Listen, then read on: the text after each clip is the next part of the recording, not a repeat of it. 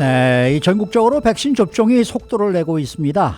근데 이 남가주 각 지역별의 백신 접종률은 어떤지 알아보도록 합니다. 그리고 지금까지 백신을 접종한 주민들은 모두가 성인들인데 그렇다면 어린아이들은 어떻게 안전하게 있을 수 있을 것인지 또 한편 살펴봅니다. 또 지난해부터 정부가 지원한 보조금이 한 사람당 3,200달러에 달하고 있습니다.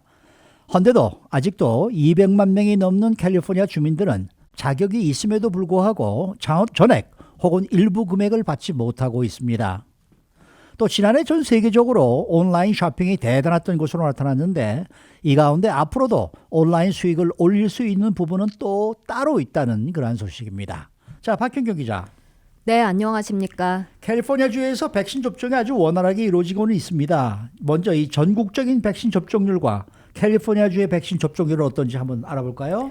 네, 지난 일요일 4일 기준입니다. 네. 최소 1차 접종을 마친 비율과 필요한 경우 1, 2차 완전 접종을 다 마친 비율로 나눠 살펴보도록 하겠는데요. 네. 먼저 16살 이상 주민 전체 인구로 따져봤을 때 1차 이상 접종을 마친 미국민은 40.3%입니다. 네. 완전 접종률은 23.3%고요. 근데 캘리포니아주의 경우 1차 접종률은 전국 수치보단 좀 더 높은 반면 네. 완전 접종률은 약간 낮은 편인데요. 네. 캘리포니아주 최소 1차 백신을 마친 접종률은 42.5%고요. 많이 맞았네. 네네, 완전 접종률은 22.4%입니다. 네. 그렇게 캘리포니아주는 1차 접종률에 있어서 전국 18위에 자리하고 있습니다. 근데 이제 완전 접종에 있어서는 그보다는 좀 떨어진 40위로 뒤처지는 편입니다. 자, 그렇다면 우리가 살고 있는 그 남가주로 와서 좀 살펴보죠. 네, 각 카운티별로 차이가 있습니다. 우선 접종률이 가장 높은 남가주 지역은 오렌지 카운티 그리고 벤츄라 카운티입니다. 네. 오렌지 카운티에 최소 한 차례 이상 백신을 접종한 비율은 43%입니다. 완전 접종률은 22%고요. 네, 네. 그렇게 캘리포니아주 전체 42.5%와 22.4%에 비하면 1차 접종률은 약간 더 높은 데 비해서 완전 접종률은 조금 낮습니다. 네. 그런데 벤츄라 카운티로 가보면 이 43%와 25%로 1차와 완전 접종률 둘 다 이 캘리포니아주 전체 수치보다 높았습니다. 그런가 하면 LA 카운티는 캘리포니아주 전체보다는 좀 낮은 편인데요. 네. 1차 접종률 40%, 완전 접종률 22%입니다. 네. 그리고 리버사이드는 35%와 19%로 꽤 낮은 편이었고요. 그리고 샌버나디노 카운티 31%와 17%로 남가주에서 가장 낮은 접종률을 보이고 있습니다. 네. 근데 지금 이 자료는 16살 이상 성인들에 관해서 지금 나온 자료 아닙니까? 네, 그렇죠. 자, 그렇다 그러면은 어린아이들 경우는 아직도 못 받고 이 접종을 못 하고 있다는 얘기가 되는데 이 어린아이들은 어떻게 보호를 해야죠?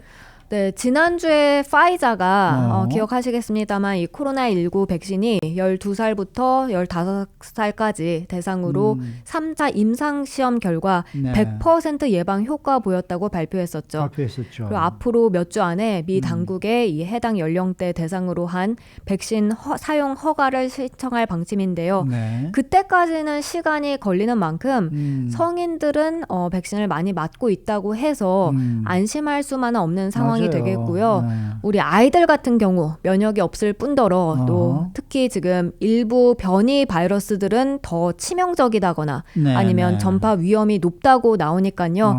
아무리 백신 맞았다 하더라도 맞습니다. 방심하지 말라는 지적입니다. 맞습니다. 그리고 특히 이 소아과 전문의들은 어린 아이들 오히려 위험할 수 있다고 강조했습니다. 그러니까 어른들은 백신을 맞았어도 어린아이들은 아직 맞기 전이니까 좀 더 조심해야 된다는 얘기죠. 네네. 오렌지 카운티의 최고 권위의 한 소아과 의사는 그 부분을 바로 강조했습니다. 네네. 이 소아과 학회 오렌지 카운티 지부 학회장이자 이 오렌지 카운티 아동병원 또 미션 병원의 케이트 윌리엄슨 박사는요.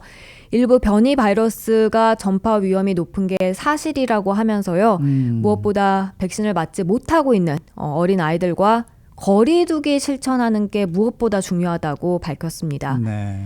그리고 아이들은 이제 속속 학교로 등교하고 있지 않습니까? 네. 그때 철저하게 마스크 착용하는 게 무엇보다 필요하다 하고요. 그렇게 백신을 맞은 어른들과 백신을 맞지 못한 아이들 모두 방역 수칙을 잘 지켜나갈 수밖에 없다고 말하고 있습니다.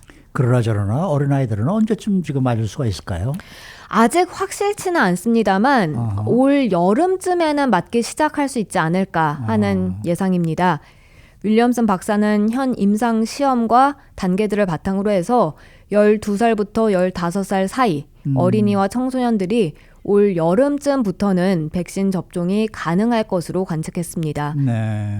앞서 파이자 백신의 아동 3상 임상 시험 결과가 나왔는데 모더나도 곧 12살에서 17살 사이 결과를 공개할 것으로 보이고요. 네. 그리고 현재 파이자와 모더나는 연방식품의약국 FDA 승인 아래 미국에서 11살 이하 어린이들을 대상으로 한 백신 시험도 진행 중이니까요. 네, 네. 아동들도 이 연령대별로 해서 백신 접종이 좀 차례로 나눠서 진행되지 않을까 하는 전망도 해볼 수 있습니다. 네, 네.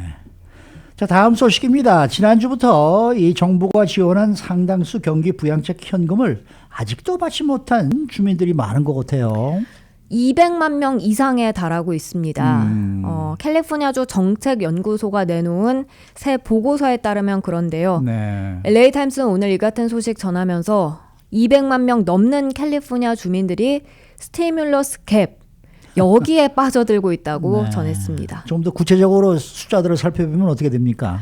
2020년 지난해 4월부터 자격이 되는 주민들에게 모두 3차례에 걸쳐서 연방정부 현금 지원이 있었죠. 네. 한 사람당 최고 3,200달러에 달하는데요. 그러네요. 근데 220만 명에 달하는 캘리포니아 주민들이 이걸 받지 못한 겁니다. 그러니까 작년도에 맨 처음에 받은 게 1,200달러씩 받았고, 그랬죠. 그 다음에 600달러씩 받았고, 이번에 1,400달러 받았으니까. 네, 그걸 다 3,200 합하면 네, 3,200달러. 네요. 네. 이 가운데 140만여 명의 캘리포니아 주민들은요.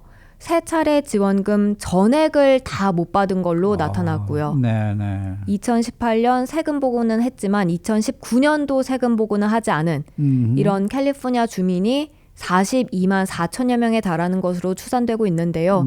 이들은 두 번째와 세 번째 현금 지원을 못 받아 불안해하는 것으로 알려지고 있습니다. 네, 네. 그리고 가장 최근에 나눠준 이 경기 부양책에 36만여 명이 또 받지 못하고 누락됐을 가능성이 제기됐습니다. 그렇게 캘리포니아주 정책연구소는 지금까지 연방정부의 경기 부양 체크, 이 현금 지원을 받지 못한 규모가 총 57억 달러에 달하는 것으로 추산하고 있습니다. 네. 저도 지금 이차분 600달러 지금 못 받아서 네. 인컴 텍스 리턴 하면서 거기다가 이제 넣어서 신청을 했는데 네네. 아직도 그건 뭐 안 오고 있고 1,400달러도 사실 지금 온 지 한 일주일도 안 돼요. 늦게 네. 받으셨네요. 저도 굉장히 늦게 받았어요. 네. 세금은 꼬박꼬박 내는데 왜 이렇게 늦게 주는지 모르겠습니다. 자, 이렇게 일부나 전액을 못 받은 스티뮬러스 캡에 해당하는 경우는 어떤 이유에서 그럴 수가 있는 거예요? 캘리포니아주 정책연구소는 모두 4가지 이유를 들었습니다. 네. 2019년 또는 2018년도 세금 보고를 하지 않은 경우가 한 이유가 될 수 있고요.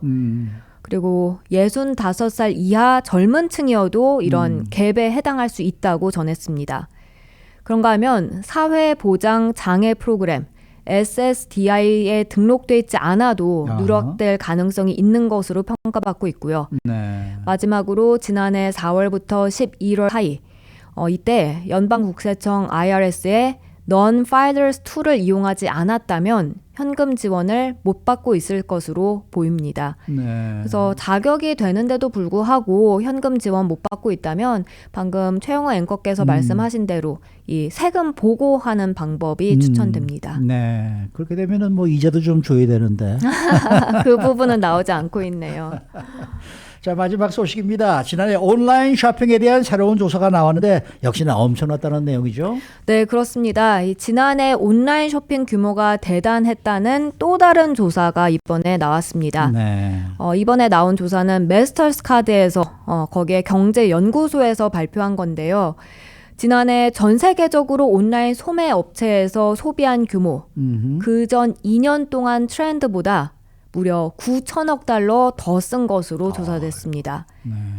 집에만 머무를 수밖에 없다 보니 온라인 판매는 거의 모든 소매 부분에서 다 늘어났습니다. 맞아요. 온라인 구매를 하고 뭐 주차장 같은 데 가서 픽업하는 경우도 여기 있고요. 네. 또 집으로 배달하는 건 당연히 포함되고요. 네. 이런 거 다 합쳐서 이제 온라인 소비로 봤는데요.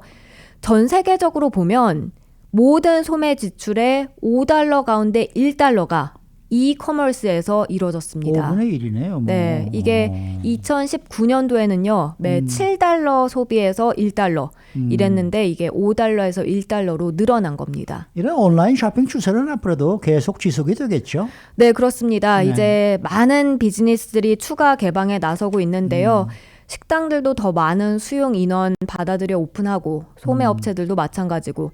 근데 이런 와중에도 그 소비자들은 온라인 쇼핑 통해서 굿딜을 잡으려 하고 있고 네. 또 냉장고에 더 많이 음식 저장해 두려 하고 이런 식으로 그 작년 팬데믹 기간부터 쌓아온 그런 습관을 앞으로도 계속 유지할 것으로 보입니다. 네.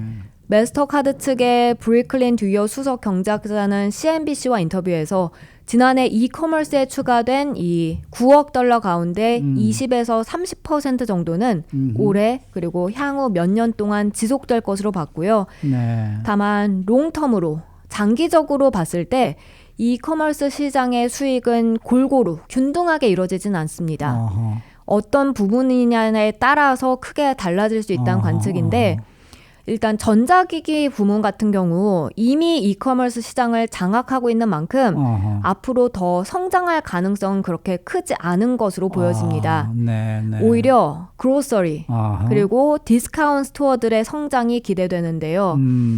팬데믹 기간 한 70에서 80% 정도 이 그로서리와 디스카운트 스토어들의 그런 규모가 커졌는데 앞으로 그중에 한 40에서 50% 정도는 계속 유지되지 않을까 하는 전망이 나왔습니다.